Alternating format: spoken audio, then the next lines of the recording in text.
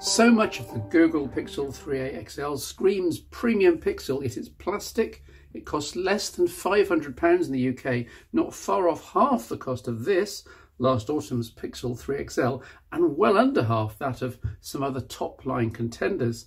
So what's missing, does it matter, and how will the Pixel 3a XL fare? In no particular order, compared to the 3 XL, there's no Qi charging, a slower chipset, no official water or dust resistance, no visual core image processor, no guaranteed full resolution backup to Google servers, and only the one selfie camera up top, and it's not as good. Plus, the Pixel 3a XL is 2mm longer than the 3 XL, the older phone here, probably down to the materials used, though oddly fractionally narrower in the hand. Admittedly, that's all quite a changelog from the premium 3 XL to the, quote, cheaper 3a XL, but the lack of water resistance is the only one that really should bother a buyer. How clumsy are you around water? Also note that as a byproduct of the cheaper manufacturing process, is the Pixel 3a series comes apart screen first. You lift this out for trivial replacement and the whole device is very user repairable. You don't even need a heat gun apparently. That gets it huge brownie points from me. Finally, Google has brought back the 3.5mm audio jack, recognising that most regular people actually quite like being able to plug in headphones, any headphones, without trying and realising they need an adapter that they lost months ago, which is great news and a genuine plus for the cheaper device. But all of the above notwithstanding, you could argue the spec lowering versus price either way. It depends what you actually need in your smartphone. The core thing to note in the Pixel 3a XL is the fact of its mere existence. And at a price point at half the cost of today's flagships, or almost a third if you include the Note 9 512GB and iPhone XS Max in the mix.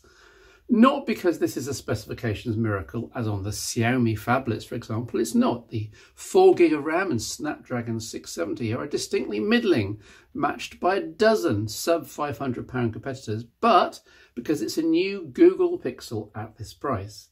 Now, why does this matter so much? Updates, that's why. Up to 3 years of security updates, bug fixes, OS updates, Android Q, Android R, maybe even Android S.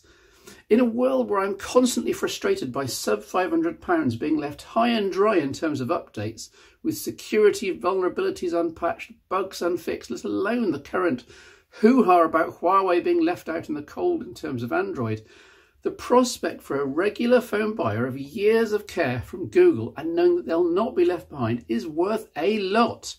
We're talking almost Apple levels of OS care here. And this is all doubly important away from the flagship end of the phone market. Enthusiasts like you and me buying Galaxy Note 9s, OnePlus 7 Pros and so on are all too well aware of updates. We complain that we're 2 months from the cutting edge and we hound manufacturers to get the latest bits and bytes out to us. Back in the real world, where the typical Pixel 3a XL buyer will live, they just want to use the phone and not worry. And this is where Google has stepped in with the 3a series. No frills in terms of hardware, but 100% rock-solid updates every month for the supported lifetime of the device, typically 3 years. The phone alerts the user when an update is available. They're already downloaded, they tap to install it, and they're bang up to date again. All of which is enough to recommend the Pixel 3a XL already, but there are, of course, a few other things to test. Not least the rear camera, which is identical to that in the premium 3 XL. So we're talking the 12 megapixel f/1.8, 1/2.55 inch censored OIS equipped dual pixel focused monster that's in the high-end Pixel 3 series. I say monster because it's already very capable optical setup is enhanced significantly by Google's HDR+ software in its Pixel camera application. Every shot has multiple exposures and they're combined in super intelligent fashion for optimum dynamic range and detail. I've referred to this several times as pure view take 2 and I stand by this, except that the oversampling is done in the time domain rather than the physical across the sensor. What about moving objects that change position during the multiple fast exposures? Well, Google's software takes care of this. And you'll already have heard of Google's night sight mode, now joined by super res zoom, plus super stable video capture at least at 1080p, which is what I'd recommend. I'll keep the examples to a minimum here because you saw what this camera can do in my reviews of the Pixel 3 and 3 XL in 2018. It's true there are some differences, but mainly in post-processing time, typically up to 2 seconds per image now after capture. It was less than 1 on the premium phones. And slight changes in the quality of the images fed to Google's algorithms thanks to the different chipset used. The missing visual core chip doesn't really factor here, other than meaning that third-party applications can't take true pixel quality HDR plus snaps. No big deal. To have all this imaging goodness in a smartphone that costs less than £500 is noteworthy in itself. Yes, I know enthusiasts can try hacking the Pixel camera software onto other cheaper phones, but that's a technical exercise for others. The target market here wouldn't have a clue what XDA developers was. And even I find it a frustrating minefield, with literally hundreds of APKs now available for Google Pixel camera, only a handful of which actually typically work for your particular phone, if at all. Multimedia is made better on the 3XL with the 3.5mm audio option, of course. The DAC behind it is that in the main Snapdragon 670 chipset, so I didn't expect audio pyrotechnics, but it's fine for most people, and just being able to plug in a cheap £10 pair of headphones from a corner shop in an emergency, say a user's main headphones are damaged or a dongle is lost, is invaluable. The stereo speakers are more faux stereo, F-O-U-X stereo. They're not the more expensive Pixel 3XL. The earpiece is definitely a different component and less powerful for handling the left channel. Here's a demo, full volume, bit of Hélène Grimaud playing Ravel's Piano Concerto, wonderful piece of music. This is the Adagio, the middle movement.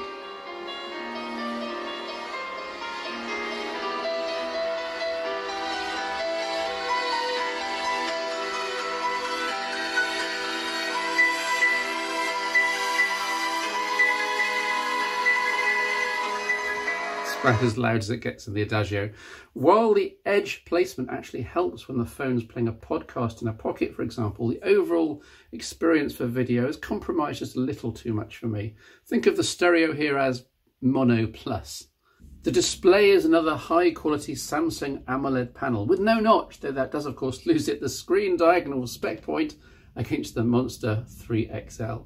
True, the technical ratings of DCI-P3, HDR are nominally missing, but the 1080p display looks excellent to me. We're told that the glass is Asahi Dragon Trail rather than Corning Gorilla Glass, but they're both tough and I don't expect any issues here.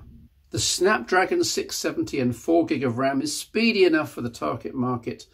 And yes, if you put this side by side with the premium Pixel 3XL with its Snapdragon 845, you can see a speed difference in terms of applications loading up, but you don't notice any lag in day-to-day operations, partly because of the wealth of disguising animations in smartphone UIs these days.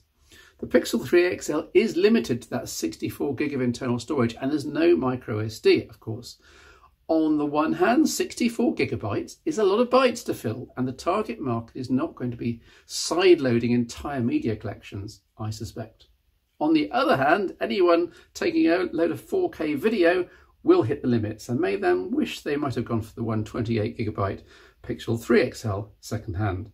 Battery life is excellent in the Pixel 3a XL, as it should jolly well be, with, quote, only a 1080p display, only a Snapdragon 670 and a 3700 mAh battery, significantly larger than the 3430 mAh cell in the premium 3 XL.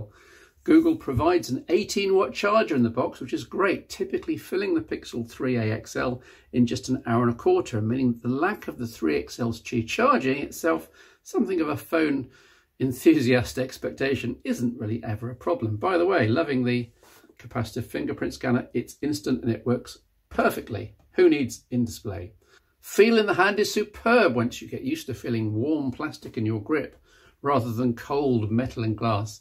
The use of plastic not only saves a lot of money on production cost and therefore lowers the purchase price, but it also means the Pixel 3a series is less likely to be damaged if dropped.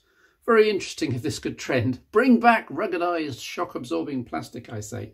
It's somewhat amazing how the Pixel 3a XL and 3a, of course, have been received by the tech media, given that these two handsets have been massively leaked since late 2018. Much of the praise, as here with me, has to come down to the Nexus era price points. This is where Pixel should be in order to get Google's vision of Android and guaranteed updates out to as many people as possible. That Google hasn't had to sacrifice too much in terms of hardware in order to get here is to its credit and to everyone's benefit.